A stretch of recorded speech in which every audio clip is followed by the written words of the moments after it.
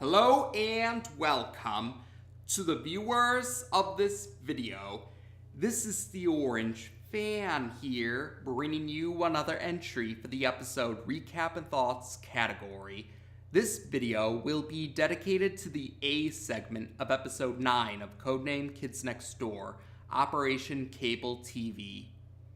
We begin this segment with a commercial advertising the Kid-Tacular Kids Channel Network, and this commercial also brings up how the network intends to launch a satellite. We do actually get to see this satellite in space right now, but then suddenly something blows this satellite up. The next scene takes us to the Kid-Tacular Kids Channel Network headquarters, and we see two individuals, a man and a woman, enter the headquarters. The other employees are notably nervous when they see the duo enter the headquarters, and they nervously but politely try to greet the duo. The duo, however, have nothing to say and simply enter the elevator. Eventually, the elevator reaches the top floor, and the duo exit the elevator to head into the office at the top floor. Just outside of the office is an employee who greets them in a nervous but polite manner. And then we find out that there was a third individual with the duo, but we, the viewers, do not see this third individual just yet. We hear this third individual talking, but we notice that the two individuals that we do see are not the ones talking. Yes, this third individual questions the employee about something, and the employee says maybe in response. But this third individual that we don't see yet believes that the employee said baby and gets very angry about that. The camera pans down to reveal that the third individual looks like a baby. This third individual wears a diaper, but he's also wearing a shirt, a tie, and a jacket that you would normally see on a formal suit. He also has a cigar with him. The employee reveals in her apology, this employee reveals this third individual's name to be Mr. B. And Mr. B goes on a rant about how he's not a baby despite looking like a baby. And when he finishes his rant, the employee runs off in a panicked state. Mr. B and the duo, his assistants, enter the office.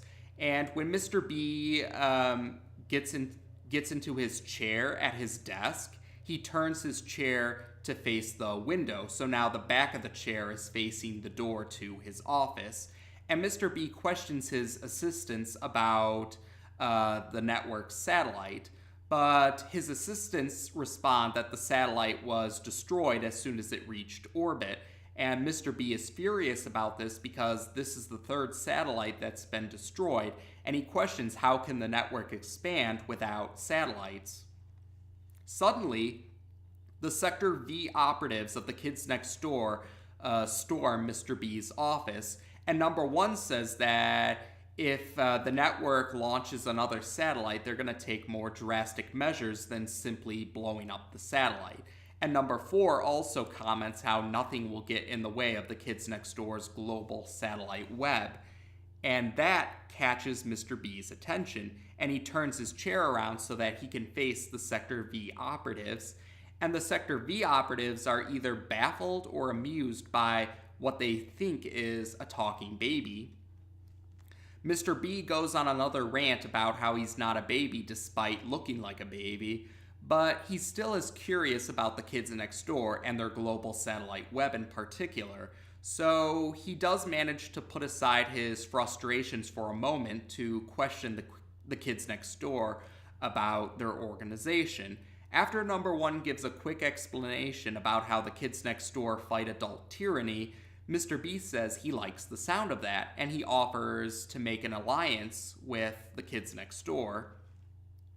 Mr. B says with his expertise in making TV shows and with the Kids Next Door's global satellite web, they can create a TV show about the Kids Next Door and effectively spread the message of the Kids Next Door throughout the world. Number 1 does seem to be intrigued by this idea, but he questions about lame scripts Mr. B tries to assure him that there might be a few cue cards here or there, but they'll have most of the say in how the TV show goes about the message of the kids next door. So number one does seem to be persuaded into agreeing with Mr. B's offer, so he signs a contract. So the next scene takes us to the Sector V treehouse, and we see the Kid-Tacular Kids Channel Network staff have arrived to begin filming the first episode of the TV show. But first, they're going to start with, I believe it's the opening theme song for the TV show, and well, all of the Sector V operatives, except for number 3, find the theme song rather hokey. Number 3 is the only one who actually seems enthusiastic about the theme song. Number 4 interrupts the theme song when it comes to his part in the song, and he complains about how they're going about this. Like, they're all wearing costumes now. They're mostly white costumes, but the shoes, the belts, and the capes, and in number 2's case, his pilot helmet, are certain colors. The male operatives are wearing blue colors, while the female operatives are wearing red colors. Mr. B doesn't seem to be upset about number 4's interruption. Instead, he tries to assure the kids next door that the theme song they did was good, and that they'll be making a lot of progress with the TV show. But number 2, number 4, and number 5 decide to leave for the moment. So number 1 and number 3 are the only ones present right now. But once again, Mr. B seems calm about this, saying that they won't have to worry about the theme song right now. Why don't they just focus on one of the fight scenes? And he explains that this episode has them dealing with a robot named Homeworko, who tries to stop kids from doing homework. Yes, you heard me right. Homeworko is trying to stop kids from doing homework, and the kids next door are fighting Homeworko. But anyway, Homeworko appears once they start the filming, and number 3 reads one of the cue cards, and Homeworko attacks number 3 and number 1. But number 1 in particular, number 3 gets knocked back quite a distance, and number 1 comments that the fight scenes actually hurt rather than just being acting. And that's when Mr. B reveals that he really wasn't sincere about helping the kids next door spread their message. He was just trying to get access to their global satellite web. So he has Homeworko grab hold of number 1, and so number 1 is trapped right now. And Mr. B further explains that, or rather he reveals that his cigar is not actually a cigar, but an age-changing ray. And he's going to hook his age-changing ray up to the kids next door's global satellite web, because Mr. B intends to turn everyone on the planet into babies so that no one will ever call him a baby again. And he comments that because he likes number 1, he'll have number 1 be the first victim of his age-changing ray. So Mr. B activates the age-changing ray in tandem with the kids next door's global satellite web. So the age-changing ray is now activated, and it lands into the Sector V treehouse with the intent of hitting number 1 with the age-changing ray. And we do see the age-changing ray affecting other individuals. Like, 2 of the staff members get turned into babies when they're hit by the age-changing ray. And there's a chair that gets turned into a high chair by the age-changing ray. And Mr. B also reveals that number 2, number 3, number 4, and number 5 have been captured. They're now tied up in chains. The chain is hanging from the ceiling, and their mouths are all, their mouths are gagged or covered, so they can't really talk except for muffled noises. And the age-changing ray is getting closer to number 1, but number 1 is actually able to reflect the age-changing ray using his sunglasses, and he's able to use this Yeah, he's able to reflect it with his sunglasses and reflects it onto other reflective surfaces, so the age-changing ray will destroy the chain that's hanging the other Sector V operatives from the ceiling. So now the Sector V operatives, they're still chained up together and they're still gagged, but they're otherwise they're no longer hanging from the ceiling now. And number one tells them to take battle station. So despite being chained up and gagged, the other Sector V operatives are able to free number one from Home Worko, and Home Worko is hit with the age-changing ray, which turns him into a toaster.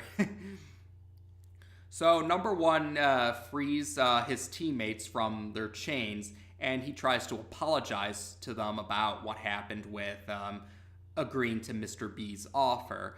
But the other Sector V operatives assure him not to beat himself up over it. And number two comments that number one has saved him countless times in the past. But Mr. B mishears number two's words of "save me" as "baby." So Mr. B goes on another rant about how he's not a baby. And this gives number five an idea. Number five starts to speak to Mr. B with baby talk, and the other Sector V operatives catch on to number five's plan, so they join in. So the Sector V operatives are speaking to Mr. B with baby talk, which is irritating him, and he once again reiterates that he's not a baby, but number one comments he will be soon enough. Mr. B doesn't understand what he means, but when he looks behind him, he sees the age-changing ray is heading towards him. And yes, the age-changing ray hits Mr. B, and a blinding flash happens. But after the flash ends, Mr. B looks the same as he did before, but now he actually is a baby now. He's actually acting like a baby now, and he can no longer talk, is the notable indicator that he's now a baby.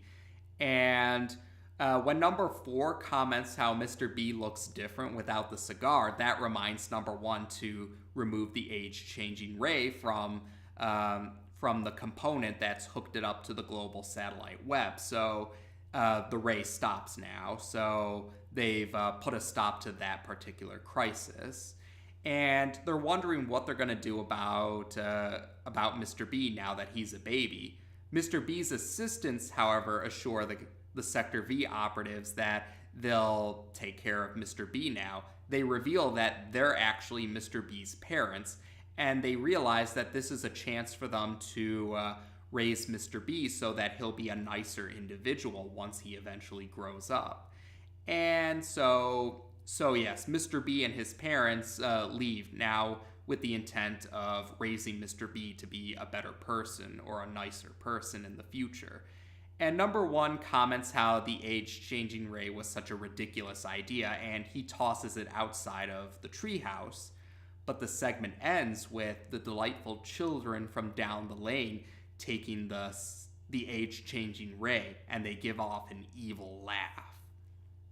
So this segment really stands out for being an innocuously important segment. For those unfamiliar, an innocuously important episode, it refers to an entry, whether it be an episode, a segment, a movie, a book, a chapter, what have you, an entry of some kind that at first glance seems to be not very important, but a later segment or a later entry will reveal, thanks to hindsight and revelations of a later entry, we find out that this entry is actually more important than first impressions would suggest.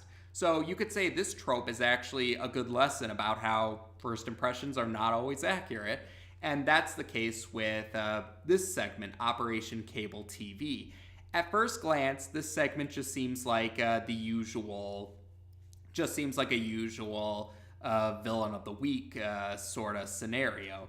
But this segment actually does end up being more important than first impressions would suggest.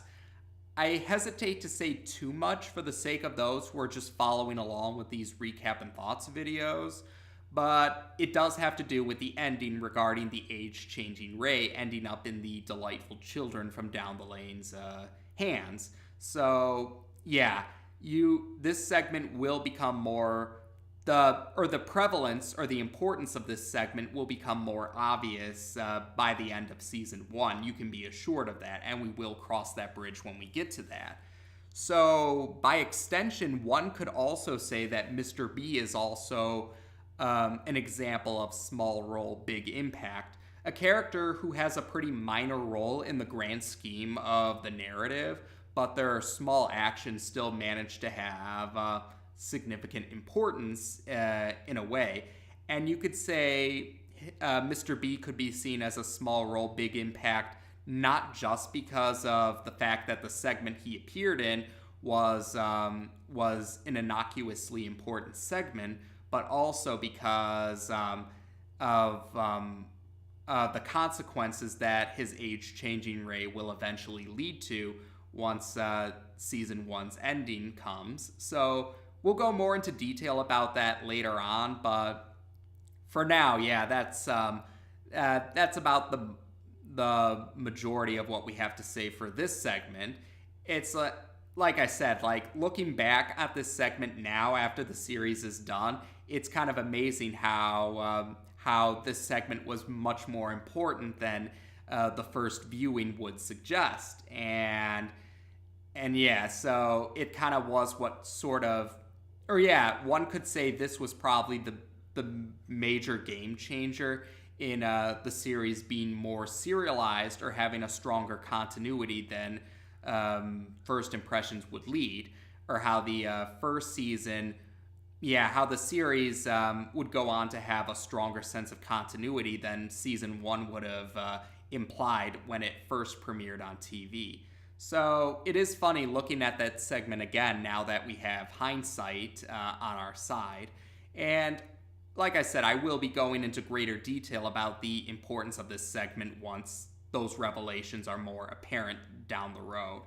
But for now, there we go. As of this video, we've now discussed the A segment of episode 9 of Codename Kids Next Door on this channel. Take care, and until next time.